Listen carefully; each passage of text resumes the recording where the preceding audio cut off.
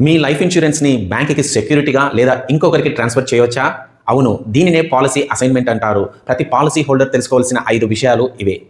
సింపుల్‌గా చెప్పాలి అంటే మీ లైఫ్ ఇన్సూరెన్స్ పాలిసీపై ఉన్న హక్కులను బ్యాంక్‌కి, ఇన్సూరెన్స్ కంపెనీకి లేదా మరో వ్యక్తికి ట్రాన్స్‌ఫర్ చేయడాన్నే పాలిసీ అసైన్‌మెంట్ అంటారు. ఫర్ ఎగ్జాంపుల్ హోమ్ లోన్ కోసం బ్యాంక్‌కు సెక్యూరిటీగా అసైన్ చేయొచ్చు. అదేవిధంగా పాలిసీ లోన్ కోసం ఒక ఇన్సూరెన్స్ కంపెనీకి అసైన్ చేయొచ్చు లేదా మీ భార్యకు గిఫ్ట్‌గా కూడా పాలిసీని అసైన్ చేయొచ్చు.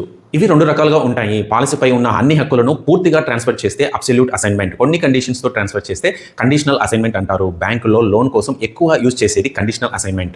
ఈ పాయింట్ చాలా మందికి తెలియని విషయం. మీరు లోన్ కోసం కాకుండా పర్సనల్ రీజన్స్‌తో పాలిసీని అబ్సల్యూట్ అసైన్‌మెంట్ చేస్తే అప్పటి వరకు ఉన్న నామినేషన్ సాధారణంగా రద్దు అవుతుంది. అంటే తర్వాత క్లెయిమ్ వచ్చినప్పుడు పాలిసీపై హక్కులు నామినీకి కాకుండా పాలిసీని ఎవరి పేరు మీద అసైన్ చేశారో వారికే ఉంటాయి.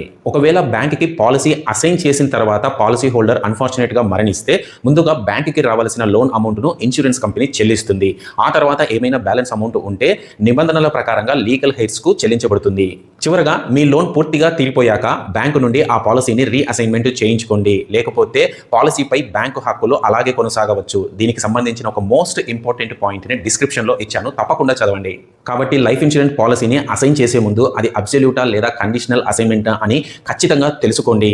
మీకు ఈ వీడియో నచ్చినట్టయితే లైక్ చేయండి, షేర్ చేయండి. అలాగే ఇలాంటి మరిన్ని ఫైనాన్షియల్ ఇన్సైట్స్ వీడియోస్ కోసం మా ఛానల్‌ని ఫాలో అవ్వండి. ధన్యవాదాలు.